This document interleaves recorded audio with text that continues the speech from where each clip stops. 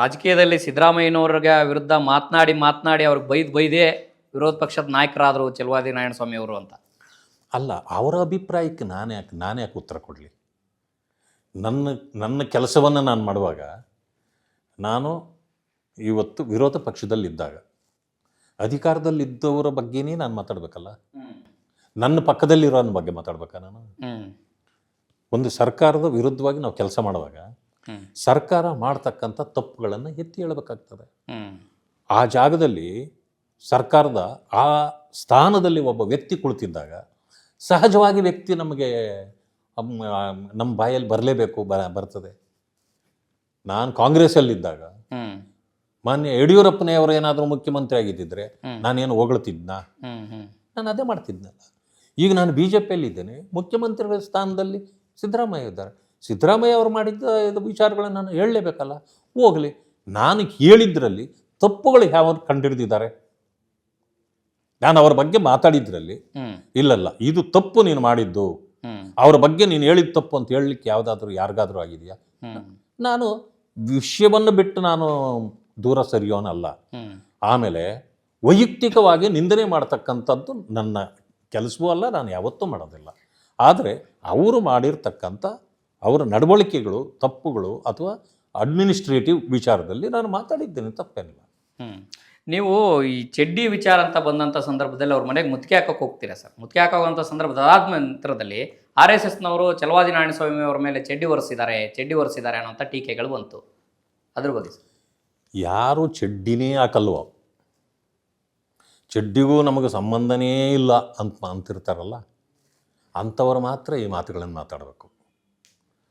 ಚಡ್ಡಿ ಅನ್ನೋದಿದೆಯಲ್ಲ, ಒಂದು ಗೌರವದ ಸಂಕೇತ. ಅದು ಪ್ರತಿ ವ್ಯಕ್ತಿಯ ಗೌರವವನ್ನು ಕಾಪಾಡ್ತಕ್ಕಂಥದ್ದು ಚಡ್ಡಿ.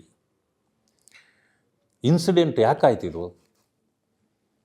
ಈ NSCI ಹುಡುಗರು ನಮ್ಮ ನಾಗೇಶ್ ಅವರು ಮಂತ್ರಿ ಇದ್ದಾಗ ತಿಪ್ಟೂರ್ನ ಅವ್ರ ಮನೆ ಮುಂದೆ ಹೋಗಿ ಚಡ್ಡಿ ಸುಟ್ಟರು. ಹೌದು. ಈ ವಿದ್ಯೆ ಸಂಬಂಧ ಚಡ್ಡಿಗೇನು ಸಂಬಂಧ ಇಲ್ಲ. ಅಂದರೆ RSSನ್ನು ನಿಂದನೆ ಮಾಡೋಕ್ಕೆ ಅಂತ ಅವ್ರು ಮಾಡಿದರು. ಸೊ ನಾನು ಯೋಚನೆ ಮಾಡಿದೆ, ಯಾಕೆ ಇವರು ಈ ರೀತಿ ಮಾಡ್ತಾ ಇದ್ದಾರೆ ಅಂತ. ಇದನ್ನು ಆಗ ವಿರೋಧ ಪಕ್ಷದ ನಾಯಕರಾಗಿದ್ದ ಸಿದ್ದರಾಮಯ್ಯನವರು ಭವಿಷ್ಯ ಬುದ್ಧಿ ಹೇಳ್ತಾರೆ ಆ ಹುಡುಗರಿಗೆ, ವಿದ್ಯಾರ್ಥಿಗಳಿಗೆ ಅಂತ ತಿಳಿದಿದ್ದೆ. ಬಟ್ ಇವರೇನು ಮಾಡಿದರು, ಇಷ್ಟು ಪ್ರಬುದ್ಧ ವ್ಯಕ್ತಿ, ಇಷ್ಟು ಮುಖ್ಯಮಂತ್ರಿ ಆಗಿದ್ದವರು, ಇಷ್ಟು ದೊಡ್ಡ ವ್ಯಕ್ತಿ ಆ ಸಣ್ಣ ರೀತಿಯಲ್ಲಿ ಮಾತಾಡಿ, ಹೌದು ಅವ್ರು ಮಾಡಿದ ತಪ್ಪೇನೋ, ನಾನೂ ಕೂಡ ಚಡ್ಡಿಗಳನ್ನು ಸುಡ್ತೀನಿ ಅಂದ್ಬಿಟ್ರು. ಅವರು ವಿರೋಧ ಪಕ್ಷದ ನಾಯಕರಾಗಿದ್ದರು, ಅವ್ರ ಮನೆಯಲ್ಲಿ. ಪಾಪ ಎಷ್ಟೊಂದು ದೊಡ್ಡ ಮಾತು ಹೇಳ್ಬಿಟ್ಟಿದ್ದಾರೆ. ಹೋಗ್ಲಿ ಬಿಡಪ್ಪ, ಒಂದಷ್ಟು ಚಡ್ಡಿಗಳು ನಾವು ತೊಗೊಂಡೋಗಿ ಕೊಡೋಣ ಅವ್ರಿಗೆ ಅಂಥೇಳಿ. ಸೊ ಅಲ್ಲಿ ಅಂಗಡಿಯಲ್ಲಿ ಒಂದಷ್ಟು ಚಡ್ಡಿಗಳು ಖರೀದಿ ಮಾಡಿಕೊಂಡು, it is just A protest ತಗೊಂಡೋಗಿ ಅವ್ರ ಮನೆ ಮುಂದೆ ಹೋದ್ವಿ.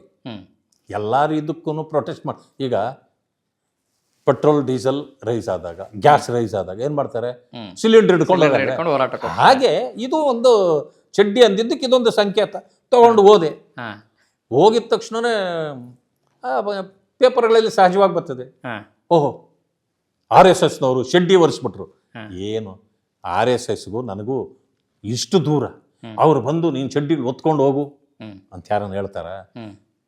ಪ್ರಚಾರ ಈಗ ಮಾಡ್ತಿರ್ತಾರೆ, ಮಾಡಲಿ ಬಿಡಿ.